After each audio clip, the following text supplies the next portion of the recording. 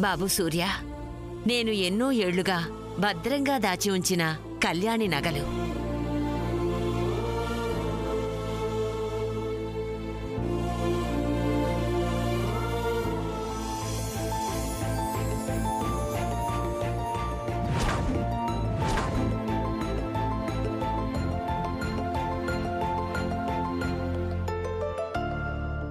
ఇవి నా చేతుల్లో ఎందుకు పెడుతున్నావు నాయనమ్మా? ఈ నగలు శామ్కివ్వు. చూడు బాబు, నేనీ నగలు శామ్కివ్వమంటున్నానని కళ్యాణి విషయంలో మెత్తబడ్డానని అనుకోకు. ఆ పిల్లకి ఇదే మాట చెప్పు. తల్లి చేసిన తప్పుకి పాపం ఆ పిల్ల శ్యామ ఏం చేస్తుంది? వాళ్ళమ్మని మళ్ళీ ఈ ఇంటికి తీసుకురావాలని, మనతో కలపాలని చాలా ప్రయాసపడుతోంది. కాని అది ఎన్నటికీ జరగదు. కారణం నీకు తెలుసు. కళ్యాణి ఈ ఇంటి నుంచి వెళ్లిపోవడం వల్లనే ప్రొప్రైటర్ గారు కాలం చేశారు.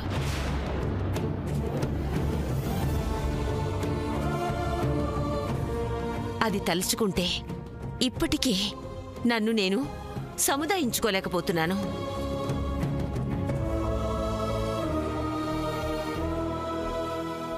పాపం శ్యామ్కి నా బాధ అర్థం కాదు.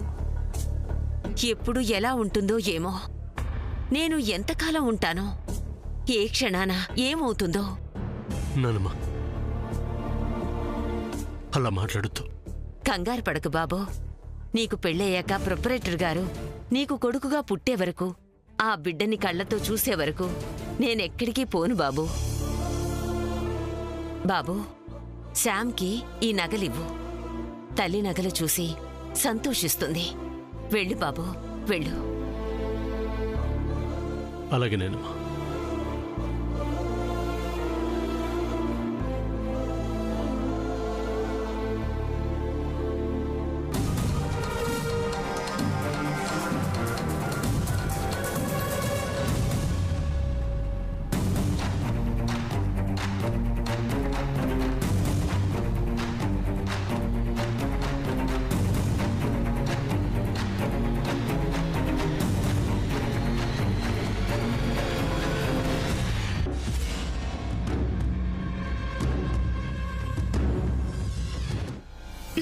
రా మమ్మీ. బేబీ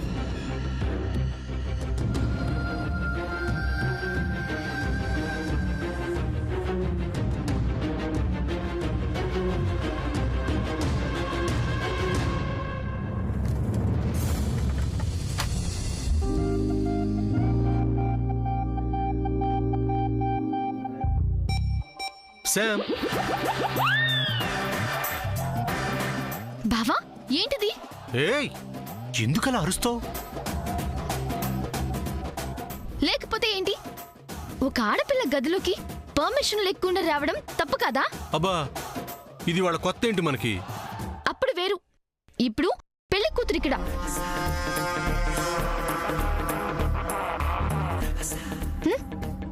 ఏంటలా చూస్తున్నావు? తప్పా కాదా? ఏ ముచ్చుమొహం, అసలు నేను ఇక్కడికి ఎందుకు వచ్చానో తెలుసా? ఎందుకొచ్చినా సరే. ఏంటి అటు ఇటు చూస్తున్నావు?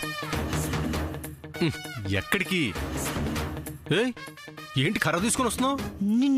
నిన్ను కొట్టి తరిమేయడానికి. ఏంటి, నన్ను కొడతావా? తరిమేస్తావా? అది కర్రతోనా? అవును, వెళ్ళు వెళ్ళు.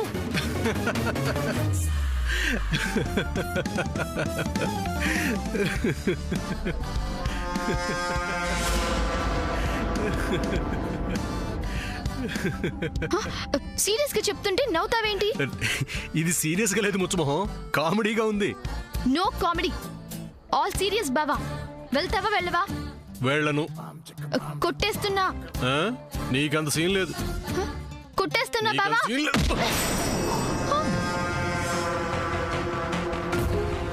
అబ్బా, అయ్యో,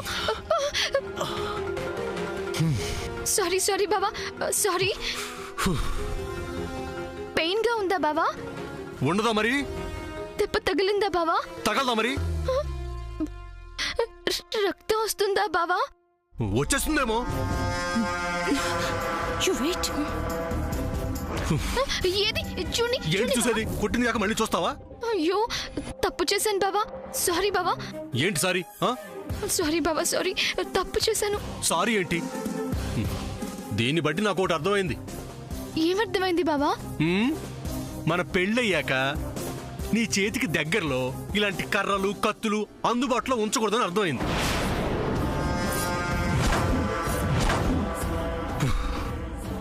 అంటే బావా గట్టిగా తగిలింది కదా బావా?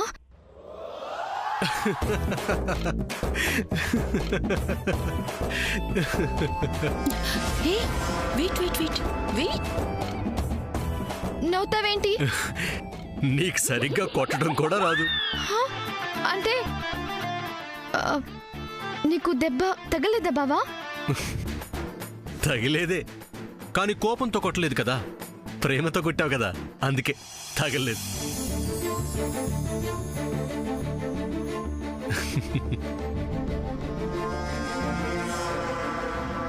పో బావా. పోతాను. నాకు ఇవ్వాల్సింది ఇచ్చేస్తే పోతాను. ఏమిస్తావు? నీకిష్టమైంది ఏంటో నాకు ఇష్టమైంది. చెప్పుకో చూద్దాం.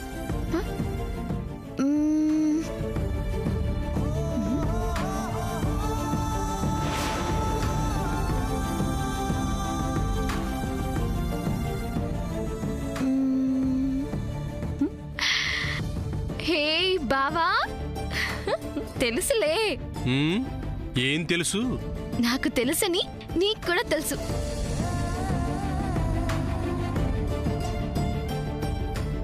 ముచ్చుమొహం ముచ్చుమొహం, ఇప్పుడు ఇలాంటి ఆలోచనలే వస్తాయా నీకు? మరి నువ్వు బ్యాడ్ గర్ల్ తయారవుతున్నావు. మరి ఇంక నాకు ఇచ్చేది ఏముంటుంది? Just second.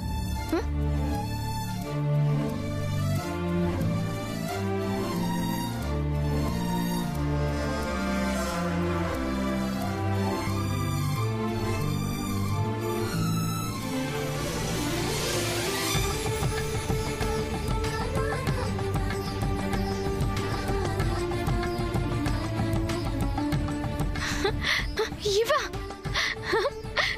బావా?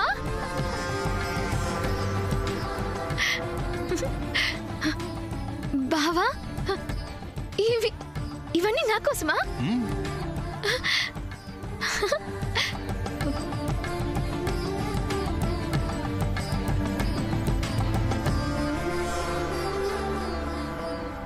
నాకు తెలియకుండా ఎప్పుడు కొన్నావు బావా? కొనలేదు. మరి ఎలా వచ్చాయి? కొట్టుకొచ్చాను. చెప్పు బావా. నానమ్మ ఇచ్చింది.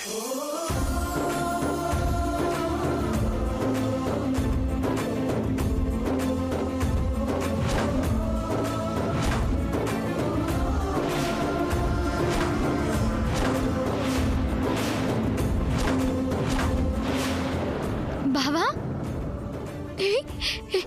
ఈ జ్యువెలరీ అమ్మమ్మ ఇచ్చిందా?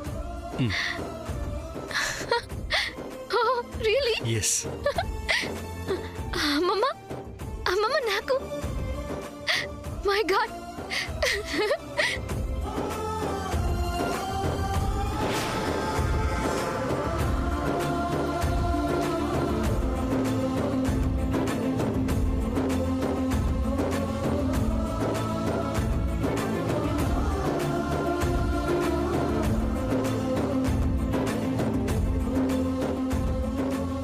సెలక్షన్ ఇస్ ఫెంటాస్టిక్ బావా.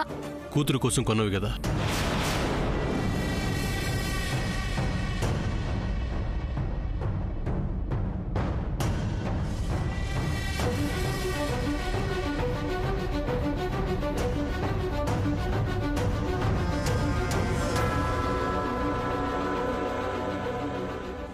ఏమన్నా బావా? కూతురు కోసం కొన్నవి కదా అన్నా. అంటే ఈ నగలు మా కళ్యాణి అత్తయ్య కోసం నానమ్మ కొన్న నగలవి.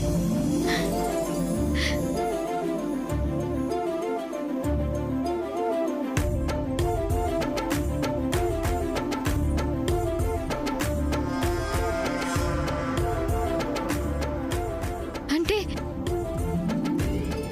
ఈ నగలు మా మామ్వా? అవును సార్. మీ నాన్నగారి పెళ్లి బట్టలతో నేను మీ అమ్మ చీర నగలతో నువ్వు ఇద్దరం పెళ్లిపీటల మీద కూర్చుందాం.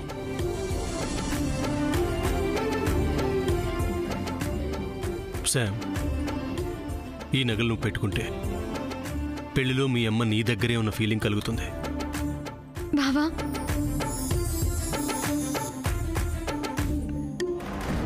Mom, I can't hear anymore. I will kill her.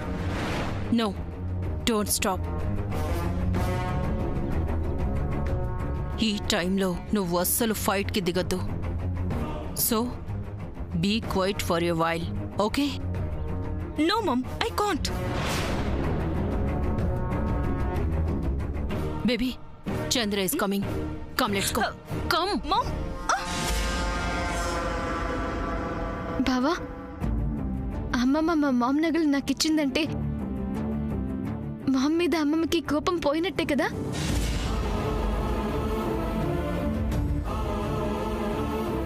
వాళ్ళ అమ్మని మళ్ళీ ఈ ఇంటికి తీసుకురావాలని, మనతో కలపాలని చాలా ప్రయాసపడుతోంది.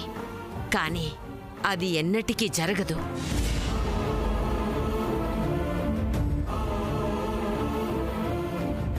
చెప్పవేంటి బావా?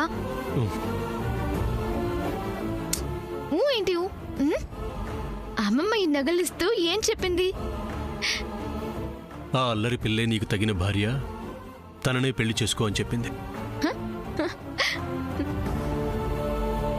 శామ్, ఒక మాట చెప్తావా? ఏంటి బావా? మీ డాడ్ నీకేమైనా కాల్ చేశాడా?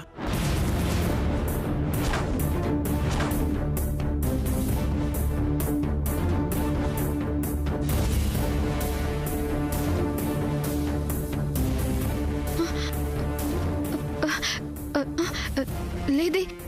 ఏం బావా? ఏం లేదు, పెళ్ళి కదా, ఫోన్ చేసి ఏమైనా మాట్లాడారేమో అని. అది కాక కొత్త విషయాలు ఏమైనా చెప్పారేమో అని. బావకి ఫోటో విషయం తెలిసిందా? Sam,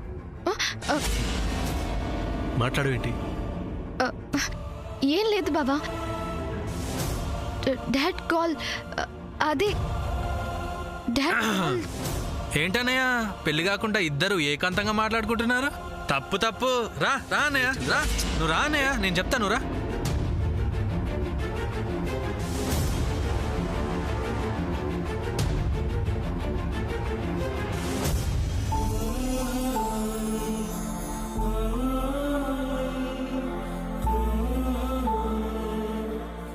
thank you so much అమ్మమ్మ.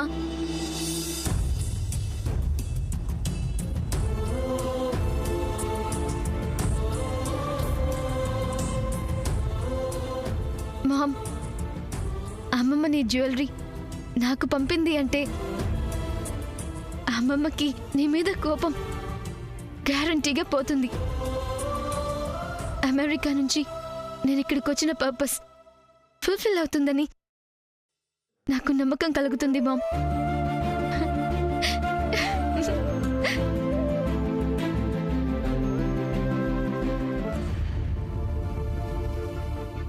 అమ్మ పద్మా, పద్మా లేమ్మా.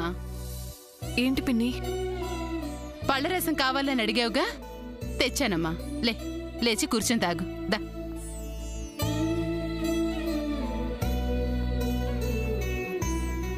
నీకు శ్రమ ఇచ్చినందుకు ఏమనుకోకు పిన్ని. నాకు బాగా వికారంగా ఉంది, అందుకే చూసి అడిగాను. ఏంటమ్మీ మాటలు? ఈ మాట నా దగ్గరంటే అన్నావు కానీ సూర్య వింటుండగా అన్నావనుకో ఇంకేం లేదు, సూర్యులా మండిపడిపోతాడు. అవును పిన్ని, తమ్ముడికి నేనంటే ప్రాణం. నాకు కొడుకు పుడితే వాడిలాంటి కొడుకు పుట్టాలని కోరుకుంటాను పిన్ని. నీ మంచి మనసుకి నీ కోరిక నెరవేరుతుందమ్మా. ఇదిగో తాగు.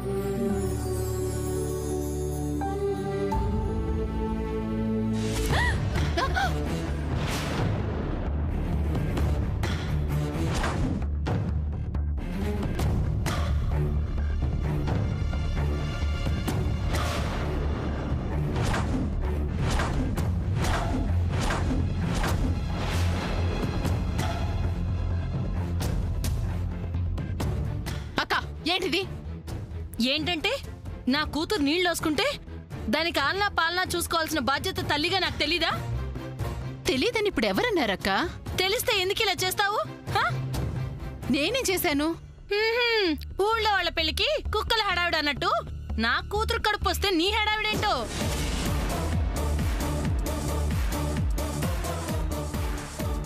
దానికి ఏం కావాలో, ఏమేం తేవాలో, ఏమేం చెయ్యాలో నాకు తెలీదా? నువ్వెందుకు తెచ్చా జ్యూసు?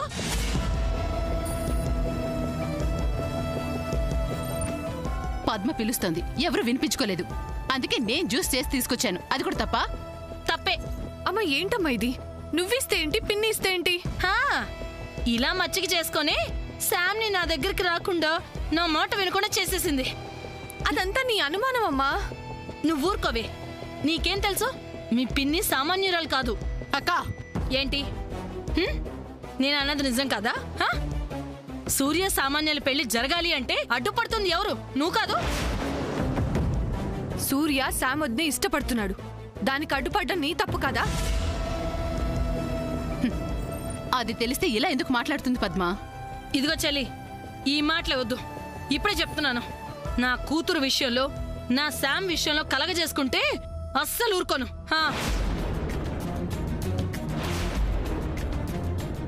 ఇదిగో వేపద్దు, ఇది చూస్తావు. అక్కడ పెట్టెళ్ళమ్మా. అరే తాగవే, వెళ్తాను. అమ్మా నన్ను విసికించకు, నీకు దండం పెడతాను.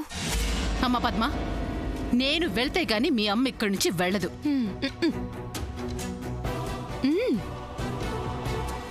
ఇదిగో, మీ పిన్నితో మాట్లాడటం కాస్త తగ్గించు. అసలు నేను ఎవరితోనూ మాట్లాడనమ్మా. చాలా ఇది మరీ మంచిది. ఇదిగో చూస్తాగు. రంగిన్ పంపిస్తాను, ఇదంతా శుభ్రం చేస్తుంది.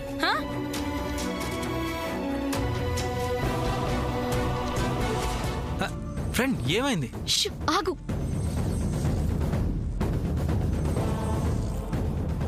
ఫ్రెండ్ ఏంటి అంత టెన్షన్గా ఉన్నా? ఫోన్లో నేను చూసిన ఆ పిక్ గురించి చంద్ర. అది చూసినప్పటి నుంచి నాకు టెన్షన్గా ఉంది చంద్ర.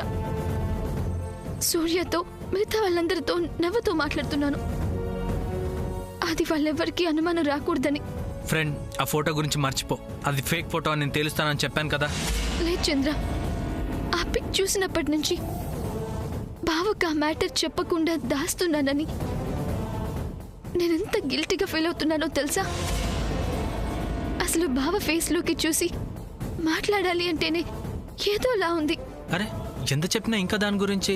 నీకు తెలియదు చంద్ర, ఆ ఫోటో ఏనాటికైనా బావ కంట పడుతుంది. అప్పుడు ఏంటిది ఈ ఫోటో గురించి నీకు తెలుసా అని తను నన్ను క్వశ్చన్ చేస్తే తెలుసని చెప్పకుండా ఉండలేను. అప్పుడు బావ రియాక్షన్ ఎలా ఉంటుందో, తను నన్ను ఎంత తప్పుగా అర్థం చేసుకుంటాడో ఒకసారి ఆలోచించు. అరే అక్కడి వరకు రాణిస్తానా ఫ్రెండ్? ఈలోగా అది ఫేక్ ఫోటోనా రియల్ ఫోటోనా అని తేల్చేస్తాను. అది ఫేక్ ఫోటో అని పక్కా ప్రూఫ్తో ప్రూవ్ చేస్తాను ఫ్రెండ్. ఇది ఆల్రెడీ చెప్పావు, బట్ ఆ పని చేయలేదు కదా చంద్ర. చేస్తాను ఫ్రెండ్. ఇది నార్మల్ విషయం కాదు, మోస్ట్ కాన్ఫిడెన్షియల్గా ఉంచాల్సిన విషయం ఇది. ఎవరిని పడితే వాళ్ళని ఈ ఫోటో గురించి డీటెయిల్స్ అడిగితే ఆ న్యూస్ అందరికీ స్ప్రెడ్ అయ్యే అవకాశం ఉంది. సో కాస్త వెయిట్ చేయి. అలాగే ఎవరికి ఎలాంటి డౌట్ రాకుండా బిహేవ్ చేస్తూ ఉండు, ఓకే? అన్నయ్యకి నీకు పెళ్ళవ్వగానే ఆ ఫోటో ఫేక్ అని ప్రూఫ్తో సహా అన్నయ్యకి చూపిస్తాను. ఓకే చంద్ర.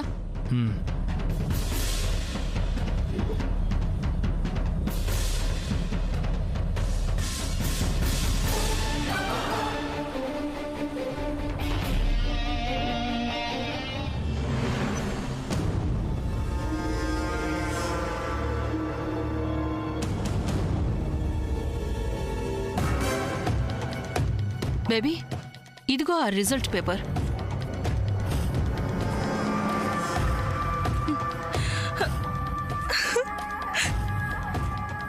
ఎస్ ఎస్ మామ్, ఇదే.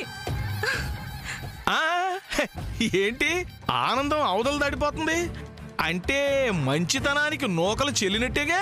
Baby, you seems to be happy. Tell me what it is. Mom, Williams Rangarao ఉన్న ఫోటో రియల్ ఫోటోనా ఫేక్ ఫోటోనా అనే క్లారిటీ కోసం ఒక చోట కాపీ ఇచ్చాను. అది రియల్ ఫోటో అని రిజల్ట్ వచ్చింది. Very nice baby. Yes mom, ఇక ఆ ఫోటోకి తిరుగులేదు. అది ఫేక్ ఫోటో అని ఎవ్వరూ ఆర్గ్యూ చేయలేరు. So why you delay baby? Come on show this to Surya. అంటే ఇప్పుడు ఏం చేయాలి సామాన్ తెలిగారు? వెంటనే సూర్యకి డైరెక్ట్ గా ఈ ఫోటో చూపించచ్చు కదా అని. No ma'am, I will show this at the right time. అంతకంటే ముందు ఇంకో డేంజర్ని అవాయిడ్ చేయాలి. ఊరుకో అమెరికా పాప, మనకంటే డేంజర్ ఇంకెవరుంటారు? సమంత. ఎస్, ఆ సమంత ఇక మ్యారేజ్ ఈవెంట్స్ లో ఎక్కడ కనిపించకూడదు. అది ఈ హౌస్ విడిచి బయటకు రాకూడదు.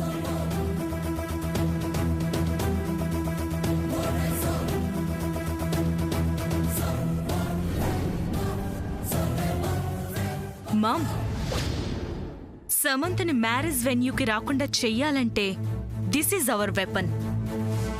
What is this baby? This is called truth tell tablet. ఆ రోజు టెంపుల్లో సమంత పంతులు అలా ఓవర్గా బిహేవ్ చేయడం చూసి వాళ్ళు ఎందుకు అలా చేశారని రీసెర్చ్ చేశాను.